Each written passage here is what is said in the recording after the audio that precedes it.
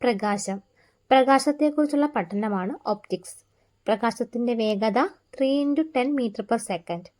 പ്രകാശത്തിന് സഞ്ചരിക്കാൻ മാധ്യമത്തിന്റെ ആവശ്യമില്ല. സൂര്യപ്രകാശം ഭൂമിയിൽ എത്താൻ എടുക്കുന്ന സമയം 8 മിനിറ്റ് 20 സെക്കൻഡ്. ചന്ദ്രനിൽ നിന്നുള്ള പ്രകാശം ഭൂമിയിൽ എത്താൻ വേണ്ട സമയം 1.3 സെക്കൻഡ്.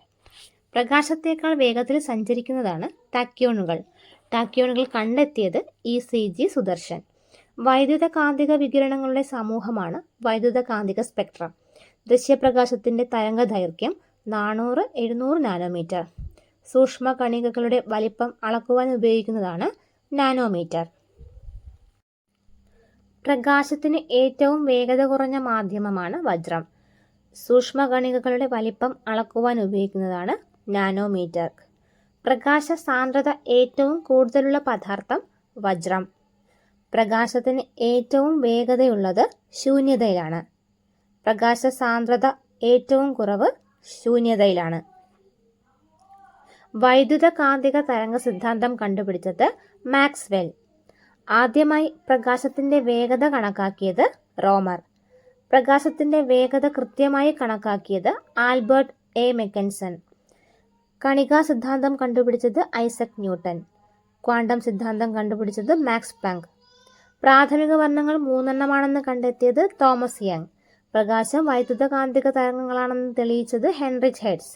പ്രകാശം അനുപ്രസ്ഥ തരംഗമാണെന്ന് കണ്ടെത്തിയത് അഗസ്റ്റിൻ ഫ്രെനൽ. പ്രകാശത്തിന് 7 നിറങ്ങളുണ്ടെന്ന് കണ്ടെത്തിയത് സർ ഐസക് ന്യൂട്ടൻ. പ്രകാശത്തിന്റെ വേഗത കൂടുതലും ശൂന്യതയിലാണെന്ന് കണ്ടെത്തിയത് ലിയോൺ ഫൂക്കാൾട്ട്. ദൃശ്യപ്രകാശത്തിൽ അടങ്ങിയിരിക്കുന്ന ഘടകവർണ്ണങ്ങളാണ് 7.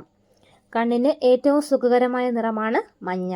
സയന്റിഫിക് ലബോറട്ടറികളിൽ അപകടത്തെ സൂചിപ്പിക്കുന്ന നിറം മഞ്ഞ.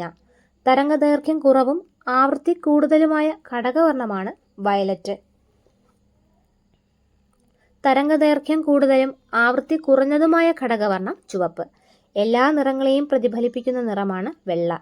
എല്ലാ നിറങ്ങളെയും ആഗിരണം ചെയ്യുന്ന നിറം കറുപ്പ്. പ്രകാശത്തിന്റെ അടിസ്ഥാന കണമാണ് ഫോട്ടോൺ. പ്രകാശത്തെ കടത്തിവിടുന്ന വസ്തുക്കളാണ് സുതാര്യ വസ്തുക്കൾ. ഉദാഹരണം ഗ്ലാസ്.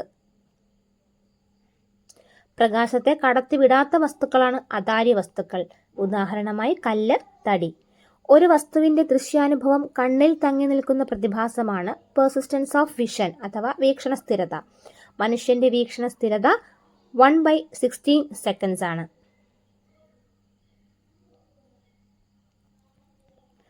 അപവർത്തനം.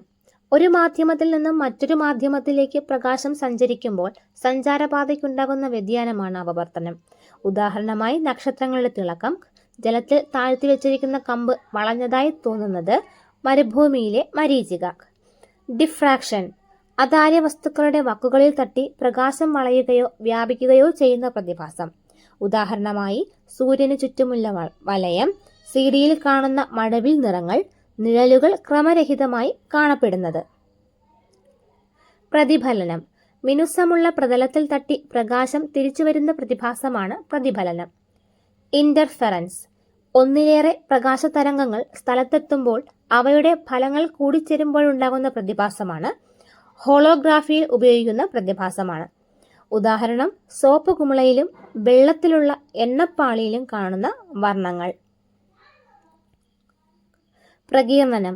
സമന്വിത പ്രകാശം അതിന്റെ ഘടകവർണ്ണങ്ങളായി പിരിയുന്ന പ്രതിഭാസം. കണ്ടെത്തിയത് സർ ഐസക് ന്യൂട്ടൻ.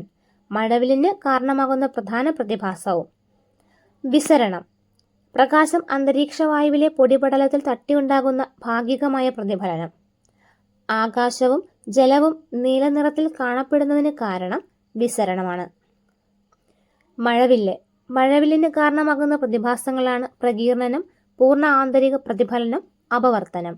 മഴവില്ലിൽ ഏറ്റവും മുകളിൽ വരുന്ന നിറം ചുവപ്പ്.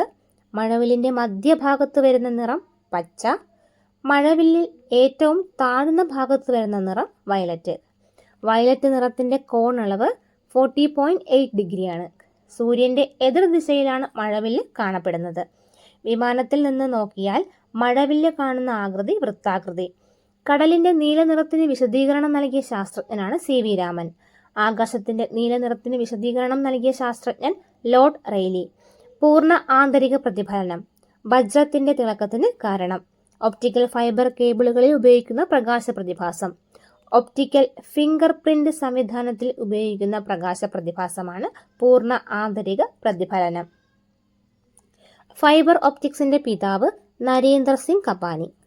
ഫോട്ടോ ഇലക്ട്രിക് പ്രഭാവം.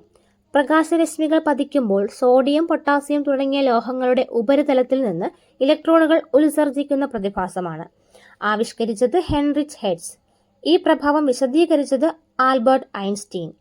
സോളാർ സെല്ലുകളുടെ പ്രവർത്തന തത്വവും ഫോട്ടോ ഇലക്ട്രിക് പ്രഭാവമാണ്.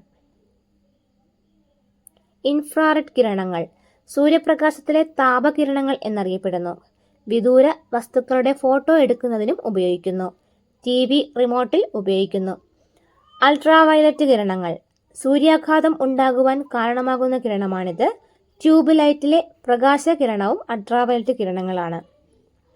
പ്രധാന ഉപയോഗങ്ങൾ കള്ളനോട്ട് തിരിച്ചറിയാൻ, നെയ്യിലെ മായം തിരിച്ചറിയാൻ, ശസ്ത്രക്രിയാ ഉപകരണങ്ങൾ അണുവിമുക്തമാക്കാൻ, ശരീരത്തിൽ vitamin D ഉൽപ്പാദിപ്പിക്കുന്നു.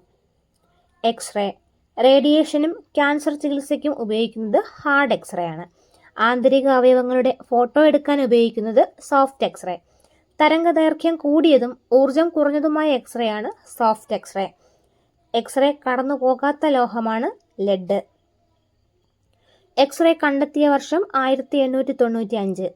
William Roentgen x-ray കണ്ടെത്തിയതിന് നൊബേൽ സമ്മാനം ലഭിച്ച വർഷം 1901. അടുത്തത് laser. Light amplification by stimulated emission of radiation. Laser കണ്ടുപിടിച്ച ശാസ്ത്രജ്ഞൻ തിയോഡർ മെയ്മാൻ. ലേസർ എന്ന പേര് നൽകിയ ശാസ്ത്രജ്ഞൻ ഗോൾഡൻ ഗ്ലൗഡ്. ഇതിന്റെ പ്രധാന ഉപയോഗങ്ങൾ ബാർകോഡ് സ്കാനിംഗ്, ഒപ്റ്റിക്കൽ ഡിസ്ക് എന്നിവയിൽ ഉപയോഗിക്കുന്നു. Maser microwave amplification by stimulated emission of radiation. Maser കണ്ടുപിടിച്ചത് ചാൾസ് എച്ച് ടൗൺസ്. പ്രധാന ഉപയോഗങ്ങൾ satellite communication, radio, telescope, air to air communication. Radar radio detection and ranging. Radar കണ്ടുപിടിച്ച ശാസ്ത്രജ്ഞൻ Albert H Taylor, Leo C Young. പ്രധാന ഉപയോഗങ്ങൾ വിമാനങ്ങളുടെ ദൂരം, ദിശ, വേഗം എന്നിവ മനസ്സിലാക്കുന്നതിന് ഉപയോഗിക്കുന്നു.